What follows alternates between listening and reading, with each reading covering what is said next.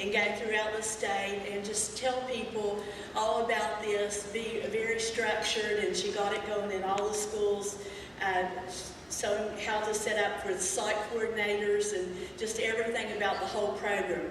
So she was a person that has absolutely just been just an angel to do all this, and she knows so much about it. At that time, when we go into the schools, the person that really makes the program go in the schools is the site coordinators. Those people are very, very special, and they have to be really hand-picked. And if you don't have the right person for the site coordinator in the school, it's probably not going to do very well. So these people are just, they take a lot of workload off of the teachers, and they know the children very personally, which children are in need, what their needs are. There's like a lot of, I know we go home every day and we don't think about our children getting up for breakfast and eating, but so many of these children come to school and they depend on the food at school to be their food for the entire day. If a child comes to school and they're hungry, they can't learn. They just, they have so many physical and emotional needs that we try to take care of those at school. The West Virginia legislature has been wonderful in funding this and writing it into their programs, their financial budget every year. And they realize the importance of communities and schools. Their affiliates in their different districts tell them all the time just how important this is and just how it needs to be kept in the school system, what value it is as a program, a graduate program, the whole thing that we want children to graduate from school. We want for them to feel good about themselves.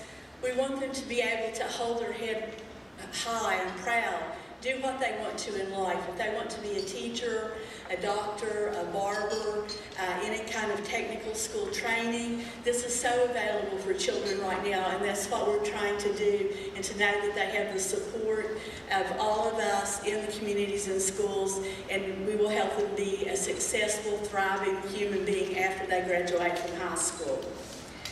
Our national CIS program, which is down here in front right here, they've been wonderful with us, and they kind of thought in the beginning, well, we're just kind of a different group, because they had only probably really worked in inner cities and larger cities. Well, we're pretty rural in West Virginia, so it was kind of a new concept. So I think we was a little bit iffy about how this was going to work, or if it was going to work.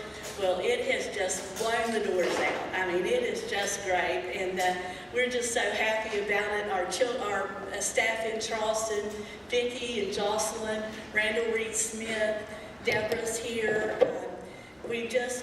You all are just so wonderful, and they just give your all to us. And you all in Greenbrier County have done well, and we applaud you for your 20th anniversary. And we're going to do this, and every county in the state is now a member, and we're just going to make this better and better all the time. The children are feeling so much better about themselves. They're proud. Probably about 5 or 6 or 7 years ago, if you ask someone, where do you live, where are you from, they were kind of sheepishly and holding their head up and saying, I'm from West Virginia. Now that isn't the problem. These kids are so proud of themselves, and they know they can go to the moon, and we're encouraging them to do everything absolutely there is. We'll say JC and Conley are here, as well as was Jill this evening, and so we'll refer to this person as Pop Jim. That's who they call him.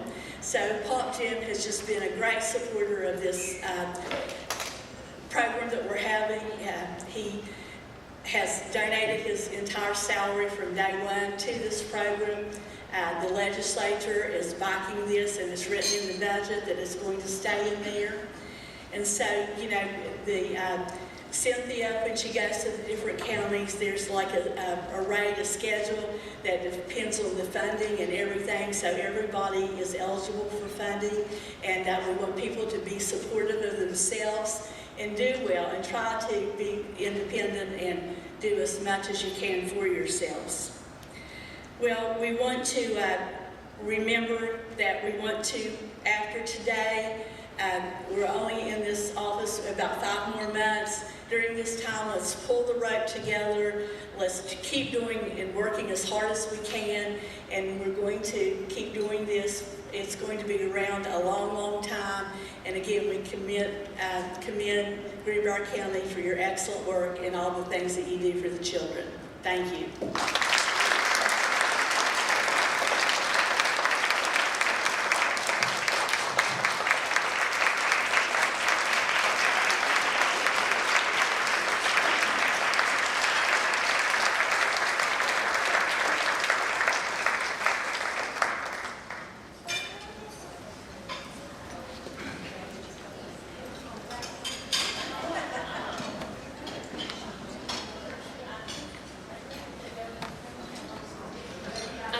We have a special guest coming now, aside from Baby Dog. All right, let's give a large welcome for Governor Jim Justice.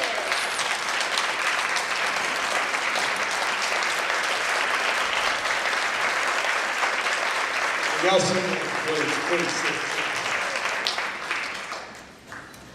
I'm just gonna say a few words. I sit out there, listen to Cathy. I gotta listen to her all the time. But for all of you that do all this great work in this great county here and all across our unbelievable state, Baby Dog and I, we want to tell you that absolutely, and I don't blow any smoke at anybody. I don't have time to do it. I never do that. But I would tell you, of every program that I've ever seen in the schools, and I hope I'm not stepping on anybody's toes or hurting anybody's feelings, but really, this one is the best. And it's unbelievable across this state, everywhere, all the different stories and all the different things that a governor gets to hear and see. And so, for Cathy, for all these unbelievable leaders of CSI, for Michelle and Randall and everybody here in this county, and everybody that's doing great, great work, whether it be Jim or whomever it may be, I thank you, because in many ways, you're doing God's work. That's all there is to it. You're changing a child's life, and not only are you changing a child's life, but you change the influence on a negative day that child has on many, many, many others. So really and truly, I can never thank you enough. It's been an incredible honor being your governor, and I absolutely mean this. The one thing that always makes a wheel turn is passion. It's always passion. Many, many times, you don't have to be the smartest. You don't have to be the greatest at sports. You don't have to be the most popular. But literally, you've always got to have passion if it's going to work. And without any question, I can tell you that Cathy is eat up with passion. So for Cathy and for everybody else here, Baby Dog and I are leaving you now. We'd love for Cathy to come with us, but I don't know if you're going to come or have to stay or want to stay or whatever it may be. But Baby Dog and I are going to get some chicken nuggets somewhere. And I can tell you that, let me just say this real quick about Baby Dog. She is way more popular than I'll ever be. And the thing that is so unique is she makes you smile, doesn't she? She really does. And then even more unique is she's not supposed to like everybody, but she does. She genuinely loves everybody, and a bulldog's not really supposed to do that, but she does. And it doesn't matter, like I said 10 million times, if you're black or white or rich or poor, or God forbid, a Republican or a Democrat. She doesn't care. And with all that being said, I don't know how the message should be any more simpler than just that. If we made others smile and we loved everybody, it'd be one well, a lot better world. So for little JC and Conley and Jill and everybody else here, God bless you in every way. Thank you for all you do all the time. Vicki, thanks for keeping Kathy on the straight and narrow.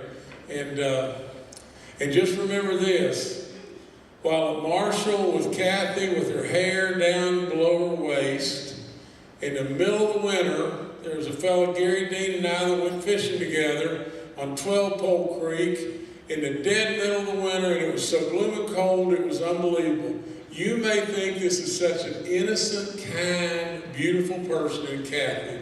Now just think about this. We were fishing for river eels, which are little teeny snakes, and we hadn't caught anything. It was running just solid mud. And so I said, Gary, we're freezing to death and everything. I said, it's time to go. Kathy was with us and everything. I went out on this dilapidated boat dock in the middle of 12 Pole Creek in solid mud running. And as I was releasing the little river eels, because we didn't want to kill them, and we just releasing the little river eels, I felt boom hit my back.